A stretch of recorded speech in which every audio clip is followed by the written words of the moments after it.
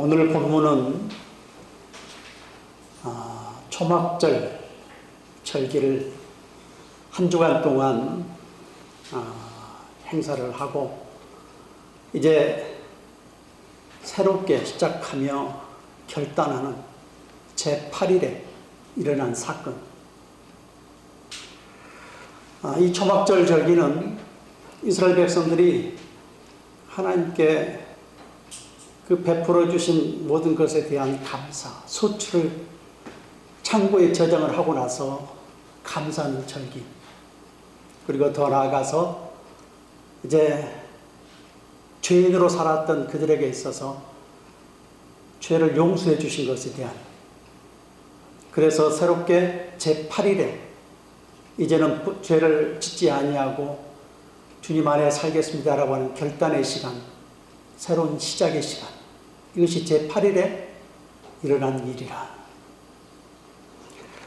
자, 그럼 이제 새롭게 시작해야 되는데 그들이 또 자기들의 죄에 대한 용서를 다 받았던 것에 대한 감사하는 표현이 있어야 되는데, 간음한 여자를 보고 어떻게 해요? 다시 잡아다가 율법에는 돌로 쳐서 죽이라고 이야기를 했는데 예수님 당신은 이 여자를 어떻게 하겠나이까? 라고 물었다.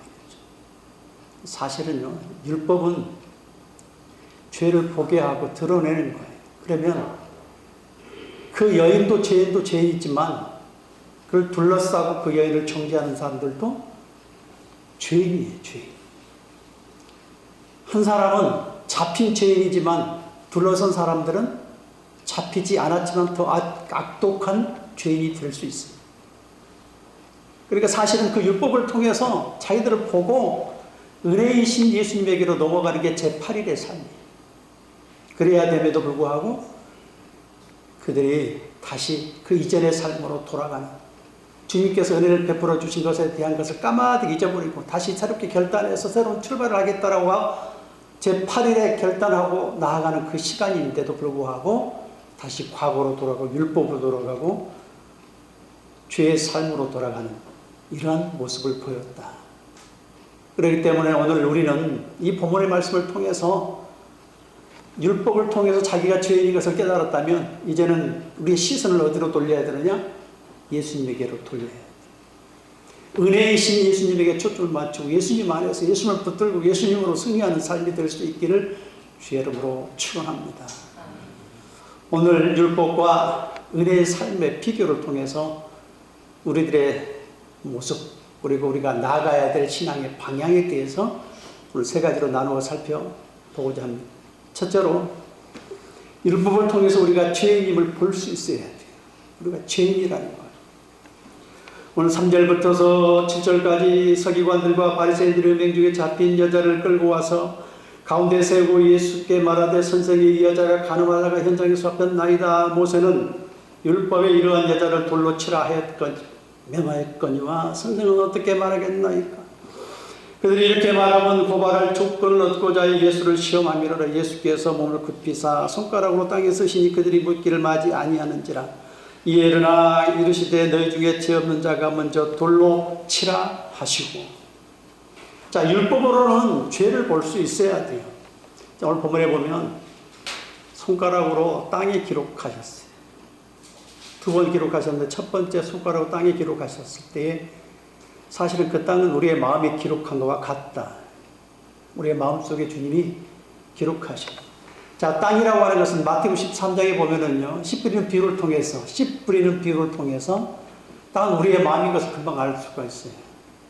길가에 돌짝밭에 가시떨기밭에 그리고 좋은 땅에 하나님 말씀이 뿌려졌을 때 그 땅에 열매를 맺게 하는 땅은 우리의 마음 속에 뿌려지는 하나님의 말씀. 창세기 1장 11절에 보면은요, 그 땅은 하나님께서 천지를 창조하실 때 6일간 창조하셨는데 첫째 날에 빛을 창조하시고 그 첫째 날의 배경을 삼아서 제4일째 그 배경을 가지고 해달별을 만들었어요. 빛이신. 그 다음에 2일째는 뭘 만들었어요? 하늘의 궁창과 땅의 궁창, 즉 하늘과 바다를. 그래서 하늘에는 제5일째 2일날의 배경을 가지고 5일째 하늘에는 조류를, 바다에는 어류를 만드셨어요. 그래서 제3일째 물을 다 끌어 한 군데로 모으시고 이제 드러난 땅을 묻히라 이야기하면서 거기서 이 땅에서 모든 생명체가 나오기 시작을 하죠. 씨 맺는 채소, 그리고 열매 맺는 나무. 자, 이걸 통해서 제6일째, 이 배경을 삼아서 제6일째에 이것을 먹고 살 수 있는 존재들을 만들죠. 가축과 짐승들을 만들어내요. 자, 3일째 묻히라 이야기하는데 묻히는 아직은 생명체가 나오지 않았어요. 그것을 이제 땅이라 칭할 때, 땅이라 칭하는 땅이 에레치라고 하는 단어예요. 이 단어에서 그 땅에서 생명이 나오기 시작해요. 씨 맺는 채소와 열매 맺는 나무들. 근데 이게 아담과 하와가 죄를 짓고 난 다음에 이 땅이 오염돼서 어떻게 됐어요? 가시덤불과 엉겅퀴를 내요. 그 창세기 3장으로 넘어가면 우리가 가시덤불과 엉겅퀴를 내서 죄인들인 우리들이 하나님 앞에 전부 다 우리의 마음들이 하나님을 대적하고 우상 숭배하고 세상의 길을 가게 하고 죄를 짓는 그의 길로 가는 인생의 모습을 볼 수가 있습니다. 하나님 앞에 우리가 좋은 땅으로서의 좋은 열매를 맺어드려야 되는 삶이 아니라 가시덤불과 엉겅퀴를 내는 삶을 살아가는 인생의 모습이라 이 말이죠. 그래서 우리가 죄인인 것을 보게 하는 것이 하나님의 말씀이에요. 율법이에요. 율법. 그래서 율법을 주어서 우리가 어떤 존재인지를 보게 하는 거예요. 그래서 로마서 3장 20절에 보면은요, 율법을 주신 이유가 있다는 거예요. 그 율법은 죄를 깨닫게끔 하기 위한 것이라. 로마서 7장 7절에 보면은요, 거기서 또 이야기를 하죠. 죄를 알게 하게 하기 위해. 로마서 7장 14절에 이야기하죠.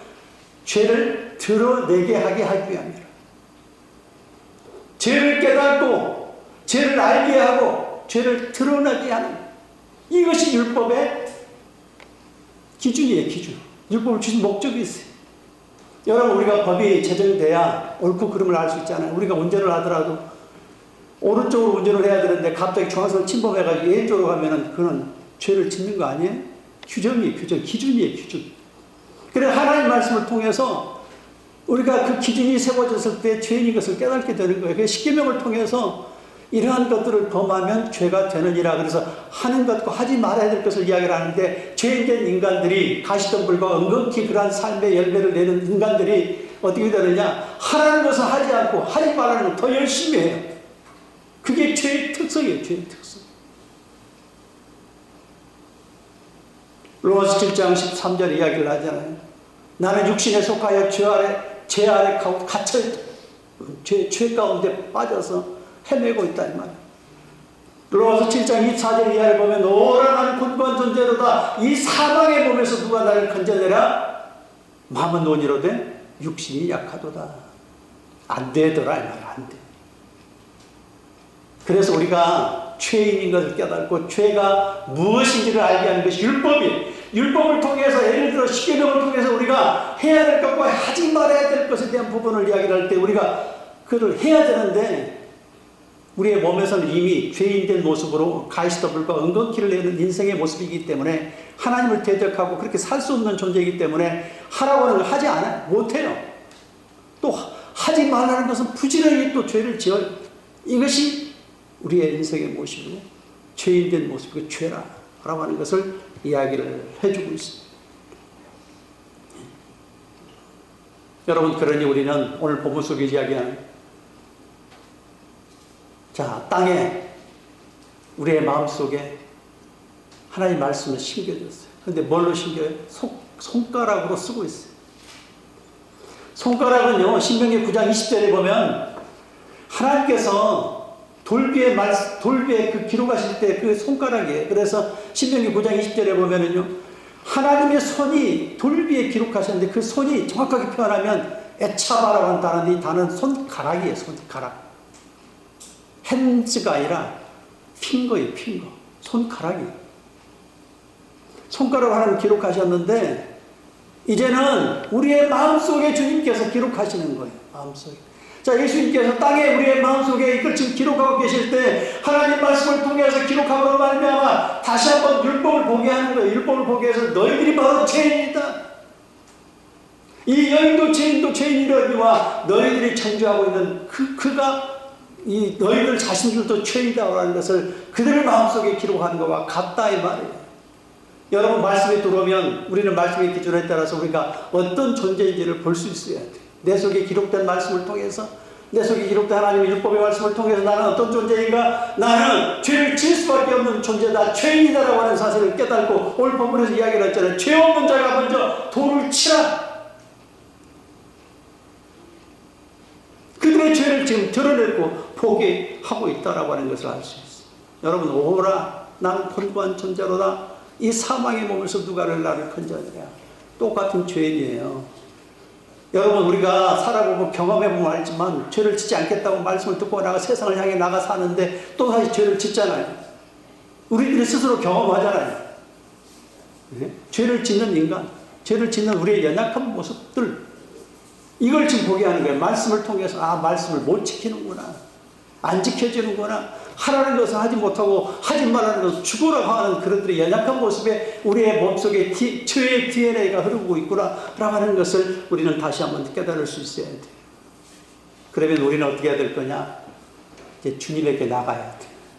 주님을 의지해야 돼요. 아 오라 나는 곤고한 존재다. 이 사망의 몸에서 누가 나를 건져내라.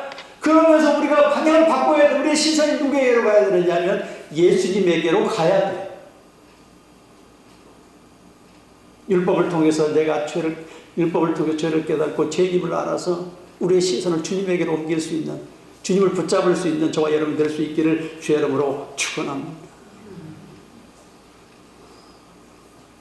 두 번째, 예수님을 통해서 구원의 은혜를 볼 수 있어야 돼요. 8절에서 10절까지 보면은 다시 몸을 굽혀 손가락을 땅에 쓰시니 그들이 이 말씀을 듣고 양심의 가책을 느끼 언어로 시작하여 젊은이까지 하나씩 나가고 오직 예수와 가운데 섰는 여자만 남았더라. 예수께서 일어나서 여자 외에 아무도 없는 것을 보시고 이르시되 여자여 너를 고발하던 그들이 어디 있느냐? 너를 정죄한 자가 없느냐? 여러분 예수를 통해서 우리는 구원의 은혜를 볼 수 있어야 돼요. 오늘 본문에 보니까 또 다시 기록하잖아요. 예수님께서 손가락으로 땅에 다 있으시는데 그 땅은 우리의 마음을 상징해요. 우리의 마음속에 하나님의 손가락을 기록하시는데 이 손가락은요 신약으로 놓으면 예수님께서 뭐라고 말씀하시느냐 하면 성령이라고 표현해요. 누가복음 11장 20절에 보면은요 예수님께서 이야기를 하죠. 하나님의 손으로 귀신을 쫓아내면 하나님의 나라가 이미 너희에게 임하였느니라. 그 손이 바로 손가락이에요. 손가락. 예? 에체바라고 헬라어로는 닥툴로스라고 핑거란 말이에요. 핑거. 하나님의 손으로 귀신을 쫓아내면 하나님의 나라가 이미 너희에게 임하였다. 근데 똑같은 병행 구절에 마태복음 12장 28절에 보면은 성령이 너희에게 임하시면 성령으로 쫓아내면 하나님의 나라가 이미 임했다. 성령으로 이야기해. 손가락을 뭐로 이야기하느냐? 성령으로 이야기해요. 우리의 마음속에 성령이 기록하시는 거예요. 근데 또 한 번 기록했다는 것은 율법을 덮는 거예요. 율법을 덮어서 우리의 마음속에 은혜를 지금 기억하고 있는데 여러분 성전 안에 언약궤가 있는데 그 언약궤가 말씀의 돌비가 들어있잖아요. 말씀의 돌비가 들어있는데 그 돌비를 덮는 뚜껑이 뭐냐면 속죄소예요. 속죄소. 시은좌. 베풀 시자, 은혜의 자. 베푸는 장소라 이 말이에요. 은혜를 베푸는 장소. 자, 율법은 우리가 100% 질 수 없다고 그랬어요. 그렇기 때문에 율법은 반드시 죽음을 가져와요. 근데 그 죽음을 가져오는 것을 주님의 은혜로 덮어요. 그래서 그 단어가 카포레트예요. 카포레트, 카파로 덮다 이 말이에요. 덮는 거. 그래서 그 뚜껑이 덮는 쉬운 좌예요. 쉬운 소. 주님의 그 언약궤 위에 이 케루빔이라고 하는 양쪽에 다 이렇게 버티고 하나님 임재를 상징하잖아요. 그 뚜껑이 율법을 덮었기 때문에 우리가 사는 존재예요. 은혜로 덮어야 돼. 은혜로 덮어서 우리를 피로 덮으심으로 말미암아 우리가 속죄가 되는 거예요. 그래서 히브리서 4장 16절 이야기를 하지 않습니까? 때를 따라 돕는 은혜를 얻기 위하여 은혜의 보좌 앞에 담대히 나갈지니라. 은혜의 보좌가 바로 그 쉬운 자에, 우리는 그 쉬운 자에 예수님의 은혜 보좌 임재 속에 들어가서 주님의 도움을 구할 때에 우리가 은혜를 입는 자가 될 수 있음을 우리에게 가르쳐주고 있다. 율법은 정죄하지만 예수님은 오늘 본문 속에서 용서하시는 용서. 덮어요, 덮어. 우리를 덮으신다고요. 언약궤 위에 율법을, 정죄 율법을 덮으셔서 우리를 용서하시고 구원하시고. 그래서 다 그들의 양심의 가책을 느껴 다 하나 둘씩 다 사라지고 12절에 보면 예수께서 일어나서 여자에게 아무것도 없는 것을 보시고 이르시되 여자여 너를 고발하던 자들이 그들이 어디 있느냐 너를 정죄한 자가 없느냐. 주님은 우리를 용서하시네. 율법을 덮으셔서 율법의 기능 자체가 우리를 죽음으로 이끌고 가는 존재이기 때문에 우리가 죽을 수밖에 없는, 다칠 수가 없기 때문에 죽을 수밖에 없는 존재를 어떻게 해요? 주님의 보좌에 주님의 은혜로 우리를 덮으셔서 구원하시고 용서하시는 주님이다 라고 하는 사실을 우리에게 가르쳐 주고 있다. 정죄는 어떤 특징을 가지고 있어요? 오늘 본문에 정죄한 자가 없네. 카타크리노. 심판하다, 판단하다, 선고하다. 여러분, 제가 지난주에도 말씀드렸잖아요. 우리가 율법의 삶에 눈이 밝으면 또는 율법의 말씀만 달달달 외우면서 율법으로 살아가는 삶만 때문에 은혜를 모르고 은혜까지 넘어가지 못하면 우리는 늘 정죄하고 판단하고 심판해요. 그래서 말씀을 많이 하는 게 중요한 게 아니에요. 정확하게 하는 게 중요해요. 예수님을 아는 게 중요해요. 우리가 말씀을 많이 한다고 그러면 그게 율법의 눈만 뜨게 되면 어떻게 돼요? 늘 정죄해, 판단해, 심판해. 그래서 우리는 율법을 많이 하는 게 중요한 게 아니라 그 율법을 통해서 주님을 알아가야 되고 주님을 통해서 용서와 구원을, 은혜를 볼 수 있어야 돼요. 은혜를 봐야지만 우리의 삶이 바뀌어요. 여러분, 내가 혹시 늘 정죄하고 심판하고 판단하는 눈이 박달구면, 그것을 박다 그러면 내가 율법의 신앙에 충실한 게 아니니까 다시 한번 되새김질 해봐야 돼. 늘 판단하고 심판하고 선고하고 정죄하는 그러한 모습의 신앙은요, 율법주의예요. 율법주의. 용서와 구원과 사랑과 은혜의 초점이 바뀌어져야 돼. 그러니까 우리의 시선이 어디로 가야 되느냐? 율법이 아니라 예수님에게로 가야 돼. 은혜로 가야 돼. 오늘 이 사람들이 전부 다 율법으로 가 있었잖아요. 이제는 우리의 시선이 어디로 가야 돼요? 율법이 아니라 예수님에게로 초점이 맞춰져야 돼. 예수님에게로 가야 돼. 바울이 율법에 충실했을 때는 스데반을 돌로 쳐 죽이는 행동대장으로 앞에 앞장섰어요. 사도행전 7장에 보면 스데반을 죽일 때 제 앞장서서 거기 앞에 행동대장으로 행동했던 사람이, 율법에 대단한 사람, 열심히 특심이 됐던 사람. 그런데 바뀌잖아요. 사도행전 9장에 보면은요, 주님을 만나고 난 다음에 주님의 은혜를 깨닫기 시작을 하면서 이제 모든 삶이 완전히 다 바뀌는 거죠. 주님의 은혜로, 나의 나됨에서 주님의 은혜로다.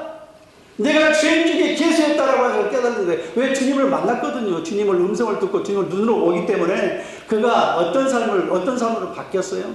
율법주의의 삶에서 정죄하고 심판하고 판단하고 죽이고 하는 그러한 삶에서 이제는 그의 삶이 어떻게 바뀌었어요? 사람을 살리는 삶, 용서하는 삶, 구원으로 이끌어가는 삶으로 바뀌었다라고 하는 것을 우리에게 가르쳐주고 있지 않습니까? 우리는 예수님을 통해서 구원의 은혜를 보고 그 안에 머무는 삶이 될 수 있기를 주의 이름으로 축원합니다. 세 번째로, 빛이신 예수님으로 죄를 이겨낼 수 있어야 돼요. 생명의 빛이신 예수님으로 죄를 이겨내요. 우리의 죄를 이겨낸 거는요, 생명의 빛이에요. 빛. 오늘 본문에 보면요, 11절까지는 그냥 답이 없는 것처럼 느껴져요. 대답하되 죄 없나이다. 예수께서 이르시되 나도 너를 정죄하지 아니하느니 가서 다시는 죄를 범치 말라 하시니라. 끝나는 것 같죠? 바로 12절 이하 계속 시작되는 거예요. 이 12절 내용은 어떤 개념이냐면, 초막절에 그 일주일 동안 뭐 하느냐면, 그 미루나무 속성수를 끊어다가 일주일 동안 그 속성수 주위를 뱅글뱅글 돌면서 탑 위에서 물을 계속해서 쭈룩쭈룩 내려요. 그건 뭐냐면 하나님이 다시 비를 내려주시기를 원하는 간절한 마음을 가지고 일종의 탑돌이 하는 거예요. 바로 비가 와야 돼요. 그게 초막절 행사가 끝나고 나서 바로 이런 비가 와야 바로 씨를 뿌릴 수 있어요. 우리의 농사 절기하고 달라요. 그래서 그 행사가 끝나면 이런 비가 오면 바로 씨를 뿌리는 이런 비를 통해서 씨를 뿌리게 되어지면 한 해 농사의 시작이 되는. 그래서 새로운 시작이에요. 새로운 시작. 초막절은 마감이면서 새로운 시작이에요. 근데 동시에 같이 뭐가 이루어지느냐면 성전에 여인의 뜰에 그 네 기퉁에 계속 불을 밝혀요. 그리고 7일째 저녁에는 밤새 내내 어린아이가 다 포함해가지고 그곳에 들어와가지고 잔치를 벌이고 제8일 날 아침에 이제 새로운 결단, 새로운 헌신, 새로운 시작을 알리는 제8일이 되는 거예요. 마치 우리가 할례를 통해서 제8일에 새로운 삶을 시작하는 것처럼, 주님으로 시작하는 것처럼 제8일의 의미가 그런 의미예요. 자, 그 빛이 밤새 내내 이제 비춰줄 거 아니에요. 켜줄 거 아니에요. 그러면 저 밑에 있는 여리고 그 성 같은 경우는 해발 고도가 마이너스 400이고 예루살렘 성은 예루살렘은 800m 넘어요. 그러면 1200이 고도 차가 있어요. 자, 여리고 성에서 보면은 밤중에 환하게 불 켜진 그 부분이 이렇게 환한 것이 보여요. 너는 세상에 빛과 소금이라 빛이라. 그 빛이 오늘 예수님께서 우리가 죄를 이길 수 있어요. 그렇기 때문에 오늘 이 멸치절을 통해, 장막절을 통해, 수장절을 통해서, 예? 초막절을 통해서 그 빛을 이용해서 내가 생수다 이야기하면서 동시에 내가 생명의 빛이다. 아까 그 생수를 뿌려내린 걸 통해서 주님께서 요한복음 7장 이야기하잖아. 내가 하늘에서 내려온 생수다. 저기 보면 7장 37절에 명절 끝날에 예수께서 외쳐 이르시되 누구든지 목마르거든 내게서 와서 마시라. 그런 배경을 가지고 이야기하는 거야. 내가 생수라니. 내가 생수. 또 8장에 아까 이야기하는 거 12절에 내가 세상의 빛이라. 그 초막절 행사 기간 동안에 있었던 일들 가지고 너희가 이 생수를 가지고 하늘의 비를 기다리는데 진짜 생수는 나다. 진짜 생명의 빛은 나다. 이렇게 이야기하는 거예요. 이게 초막절에 연결되어 있어요. 그러면서 오늘 12절에 그렇게 이야기를 하는 거예요. 이 초막절 행사에 계속 이어서 이야기를 하는 거예요. 죄를 이기는 방법이 뭐냐? 빛 가운데 거하라는 거야. 빛 가운데. 어둠을 이기는 방법. 여러분, 빛의 한 줄기가 어둠을 환하게 다 밝혀낼 수가 있어요. 우리 안에 생명의 빛이신 예수님이 들어오시면 죄는 자동으로 몰려가요. 내가 노력하지 않아도 내 안에 예수님의 빛이 속에 들어와서 꽉 차 있으면 그냥 다른 어떤 죄나 어둠이 내 속에 들어올 공간이 없어요. 그 창세기 1장 3절에 보면 하나님께서 빛을 창조하셨다고 그랬잖아요. 그 빛을 고린도후서 4장 6절에 뭐라고 이야기해요? 어둠에 빛을 비추라 하신 하나님께서 예수 그리스도의 얼굴에 있는 하나님의 영광을 아는 빛을 우리의 마음속에 주셨다. 이 빛을 우리의 마음속에. 그걸 요한복음 1장에서 뭐라 표현해요? 태초에 말씀이 계시니라. 말씀이 하나님과 함께 계셨고 말씀은 곧 예수 그리스도의 생명의 빛인데 그 빛이 사람들의 빛을 여기서 요한복음 1장 5절에 보면은 어둠에 빛을 비추는데 그 빛이 어둠이 빛을 깨닫지 못하더라. 빛이 어둠에 비치면 어둠이 그 빛을 깨닫지 못하더라. 깨닫지 못하더라. 카탈람바노라는 단어인데 카탈람바노라는 게 뭐냐면 붙들다, 도달하다, 소유하다 이런 의미를 가지고 있어요. 그러니까 이 속에 도달하지 못했다는 거야. 하나님의 빛이 우리한테 지금 비추고 있는데 사람들이 그걸 거부하고 대적하는 그런 모습이기 때문에 그 생명의 빛이 계속해서 우리한테 비치는 거예요. 하나님이 세상에 빛으로 오셨어. 빛을 계속 비추고 있는데 이걸 붙잡지 못해요. 도달하지 못해요. 속에까지 도달하지 못해요. 소유하지 못해요. 우리가 붙들지 못해요. 안 되더라. 안 되더라. 말이에요. 빛이 어둠에 붙이되 어둠이 깨달지 못하더라. 깨달지 못하다, 도달하지 못하다, 소유하지 못하다, 붙들지 못하더라. 같은 말이래, 같은 말. 이 속에 안 들어와요. 아무리 강단해서 하나님 말씀을 이야기를 해도 이 속에 깨달아지는 게 없어요. 이 속에서 도달하지 못해요. 말씀이 속에까지 안 들어와. 그러니 어떻게 빛이 우리 안에서 머물 수가 있겠느냐? 안 되더라, 이 말이죠. 우리는 빛을 소유하면 어둠이 물러나게 되어 있고 어둠을 이겨낼 수 있는 힘이 속에서 생겨요. 예? 세상의 도덕, 윤리, 철학 가지고 이겨낼 수 있는 게 아니란 말이에요. 우리는 우리 안에 예수님의 빛이 들어와야지만 비로소 이겨낼 수 있어요.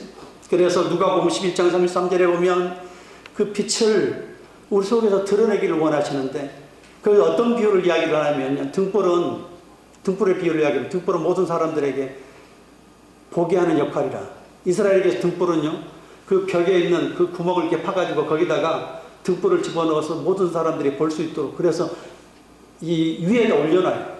그래 방이 환하게 비춰지죠. 땅바닥에 놓으면 안 되니까.